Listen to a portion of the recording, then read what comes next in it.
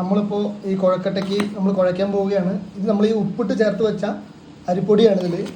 അപ്പോൾ നമുക്ക് നമ്മുടെ വീട്ടിലെ ആവശ്യം അനുസരിച്ചിട്ട് വേണം നമ്മുടെ അംഗങ്ങളുടെ എണ്ണ നോക്കിയിട്ട് വേണം അരിപ്പൊടി എടുക്കാൻ. അപ്പോൾ നമ്മൾ ഇതിൽ കുഴക്കട്ട കുഴയ്ക്കുകയാണ്. അതിലേക്ക് നമ്മൾ ആദ്യം കുറച്ച് എണ്ണ ചേർക്കണം. കുറച്ച് എണ്ണ ചേർത്തിട്ട് എണ്ണ ചേർക്കുക. അതിനുശേഷം ജസ്റ്റ് ഒന്ന് ഇറക്കി കൊടുക്കുക. എന്നിട്ട് നമ്മൾ നല്ല ചൂടുവെള്ളം, ചൂടുവെള്ളത്തിൽ നമ്മൾ എന്ത് ചെയ്യണം?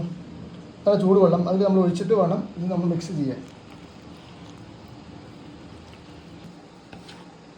നമ്മൾ 2 കപ്പ് വെള്ളത്തിലാണ് നമ്മളിത് ഒഴിച്ചത്, മിക്സാക്കിയത്.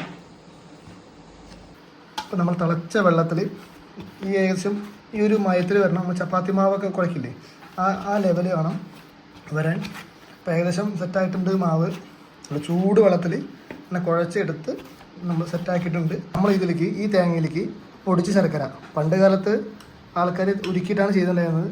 പക്ഷേ ഇനിയിപ്പോൾ സമയമില്ലാത്തത് മെനക്കെടാൻ വയ്യാത്തത് കൊണ്ടും നമ്മൾ പൊടിച്ച ശർക്കര വാങ്ങുകയാണ്. അതിലേക്ക് നമ്മൾ ഏലക്ക പൊടിച്ചതും ചുക്കും പൊടിച്ചതും കൂടി മിക്സ് ചെയ്യുന്നു. പിന്നെ കുറച്ച് ലേശം നമ്മുടെ ജീരകം കൂടി മിക്സ് ആക്കിയിട്ട് നമ്മൾ എന്ത് ചെയ്യും? കുഴക്കട്ടയ്ക്കുള്ള ശർക്കര നമ്മൾ റെഡിയാക്കി കഴിഞ്ഞു. തേങ്ങ കുറവുണ്ടെങ്കിൽ തേങ്ങ നമ്മളിത് മിക്സാക്കി എടുക്കാം. ഇത് ഓരോ ഉണ്ട ഉണ്ടാക്കണം.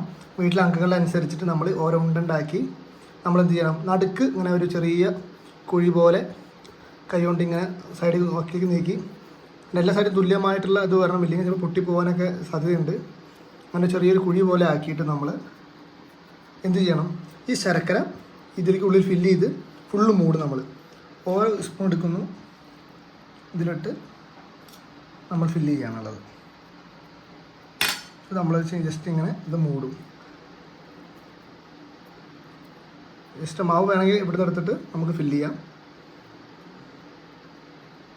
ഇങ്ങനെ ഈ മാവ് മൊത്തം അങ്ങനെ ചെയ്തിട്ട് നമ്മൾ ഇത് ആവിയിൽ വേവിക്കുകയാണ് ചെയ്യുന്നത്. അത് നമ്മൾ പീച്ചാമ്പൊടി ഉണ്ടാക്കാൻ പോകുന്നത്. നമ്മൾ പൊടിച്ച അരിപ്പൊടിയിൽ ഉപ്പ് ചേർത്ത് തിളച്ച ചൂടുവെള്ളത്തിൽ നമ്മൾ കുഴയ്ക്കണം. അതിനുശേഷം നമ്മൾ എന്ത് ചെയ്യണം? ഇതിലേക്ക് ലേശം ജീരകവും അതുപോലെ തന്നെ നമ്മൾ ഈ തേങ്ങയും ചേർത്തിട്ട് നമ്മൾ മിക്സായിട്ട് നമ്മൾ ഇളക്കുകയാണ് ചെയ്യുന്നത്.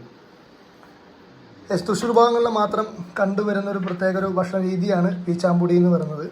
ഈ കുഴക്കട്ടയുടെ കൂടെ തന്നെ കഴിക്കുന്ന വേറെ പലഹാരം കൂടിയാണിത്. പീച്ചാമ്പൊടിക്കുള്ള മാവ് സെറ്റായിട്ടുണ്ട്. നമ്മൾ ശർക്കര ചേർക്കില്ല. അതിൽ കുറച്ച് ജീരകം, തേങ്ങ, ഉപ്പ്, കുറച്ച് ലേശം എണ്ണ, കുറച്ച് മായം കിട്ടാൻ ഇത് ചേർത്തിട്ട് നമ്മൾ എന്ത് ചെയ്യണം? ഇത് പീച്ചാമ്പൊടിക്കുള്ള ഷേപ്പ് ഉണ്ട്. ഉണ്ടാക്കി വെച്ചതാണ്. ഏകദേശം ഈ ഒരു ഷേപ്പ് വരും. നമ്മുടെ കയ്യിൻ്റെ അതേ ഒരു ഷേപ്പ് ഇങ്ങനെ വരുന്നതാണ് ഉണ്ടാക്കി വെക്കുന്നത്. നമ്മൾ ഏകദേശം ഒരു ചെറിയൊരു ഉണ്ട എടുത്തിട്ട് നമ്മൾ കയ്യിൻ്റെ ഷേപ്പിലാക്കി ഇങ്ങനെ വെക്കണം. ഇതാണ് അതിൻ്റെ അത്. ഇങ്ങനെ കുഴച്ചിട്ട് ജസ്റ്റ് ഒന്ന് കൈപ്പിടിയിൽ ജസ്റ്റ് ഒന്ന് പ്രസ് ചെയ്തിങ്ങനെ വെക്കുക. ഇത് നമ്മൾ ഉള്ളിൽ തേങ്ങയും ശർക്കര ഇട്ടതാണ്. ഇതാണ് കുഴക്കട്ട, ഇത് പീച്ചാമ്പൊടി. നമ്മളിത് ആവിയിൽ വേവിക്കുകയാണ് ചെയ്യുന്നത്. കുഴക്കട്ട പീച്ചാമ്പൊടിയും കൂടി നമ്മൾ ആവിയിൽ വേവിക്കാൻ പോവുകയാണ്. നമ്മൾ അടിയിൽ തട്ടിയിട്ട് നമ്മൾ കുഴക്കട്ട വെച്ചു. ഇനിയും പിന്നെ 3 തട്ടിലാണ് നമ്മൾ വെക്കുക. ഇതിന് മുകളിലാണ് നമ്മൾ എന്ത് വയ്ക്കുക?